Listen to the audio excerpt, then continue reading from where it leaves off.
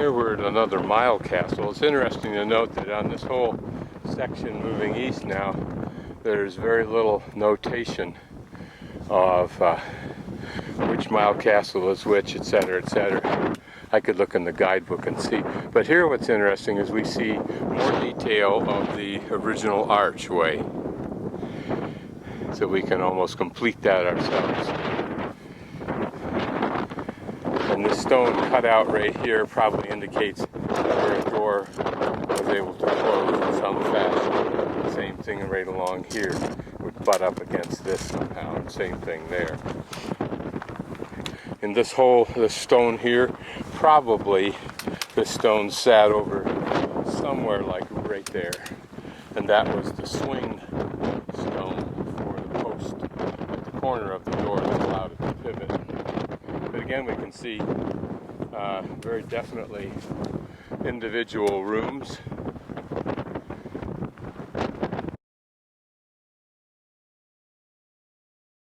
And this promises to be a nice hike through a pleasant copse. But what's this little bag up here that someone has left? Looks like a dog doo-doo bag. Hopefully it's not. And here's some British irony. Stairs going up to the wall, top of the wall, well worn, as you can see, in a well-worn trail, and then a sign from the National Trust asking you not to walk on the wall. A pretty view from underneath this canopy of trees.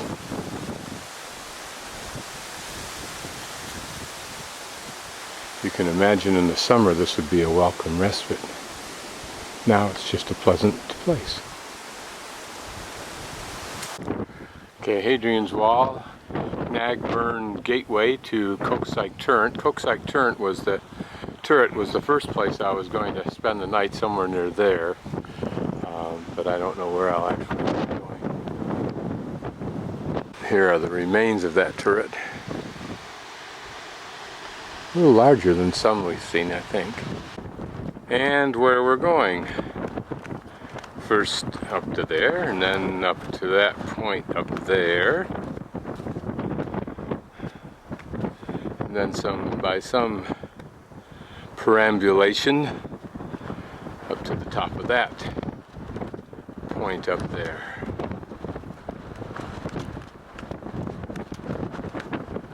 There's lake number 4 that we had seen from a distance off to the right. And looking back on the trail we've covered, presumably that farthest highest peak sometime this morning.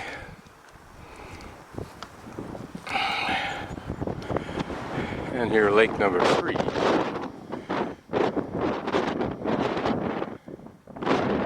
And looks like we're turning left right here. See some girls that had passed me earlier on.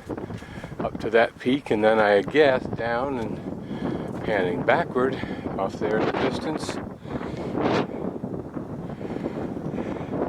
And over that far hill. Now, if you look at this closely, you can see the walls here. It takes a little dip, but then there's this mound, if you will, and then it drops down off that slope. People tend to walk on the trail down there, but my thinking is that the Romans, being such good architects and builders, that they would have, in all probability, had some kind of walkway or pathway that they constructed to make it easy to move those troops around. And I'm guessing that this was part of it. So where we are now is right about in the center, right where that arrow comes to, and that's Busy Gap. So called because it's a long, relatively flat stretch, which would have seen a lot of north-south traffic.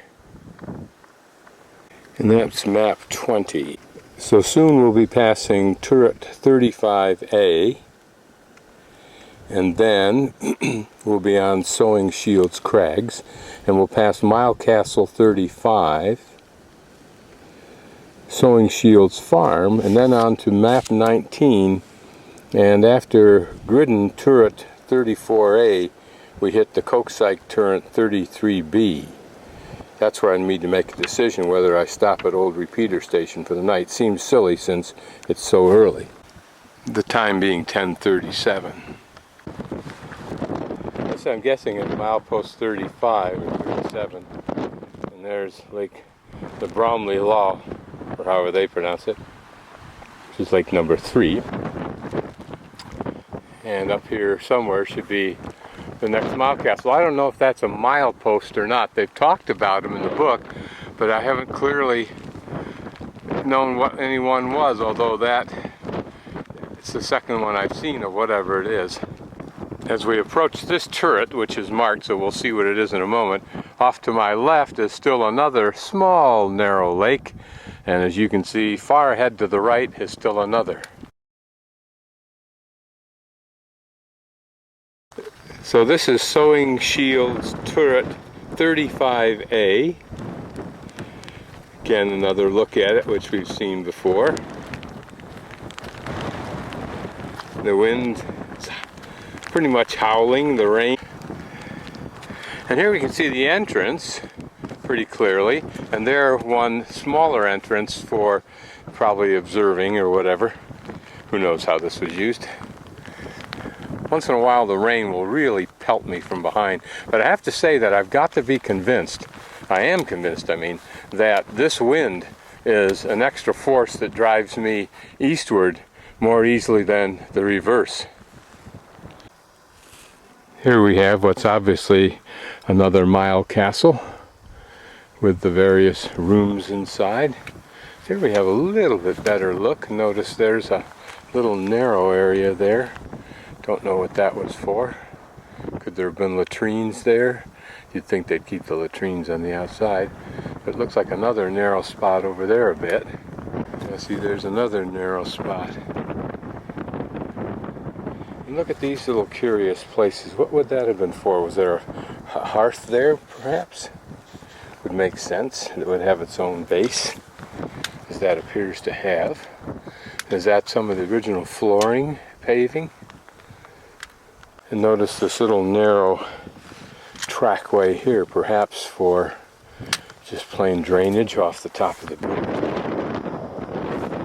Or maybe even a sewer drainage. This is Sowing Shields Mile Castle 35. And what would that little crop of rock be that's outside the perimeter of the wall and of the castle? And the view to the south, not all that uncomfortable when the weather was nice for them. Here another curious little appendage to the wall.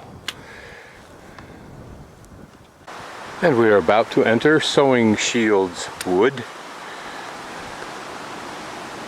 What's interesting about the weather is that at some moments it pummels you with dark clouds and rain and blustering wind.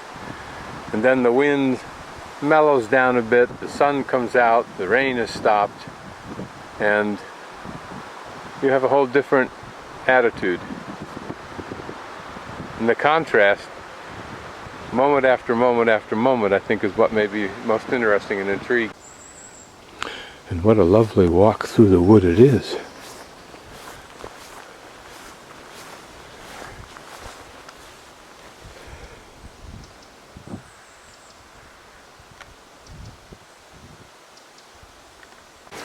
They've made it more so by putting sawdust on the ground also. Oh, farmhouse. Here the trail winds directly behind the house, but you can imagine how lovely it is to live out here. Go for a walk in your fields and then wander through the woods. I wonder how much of this land was covered with woods like this once upon a time.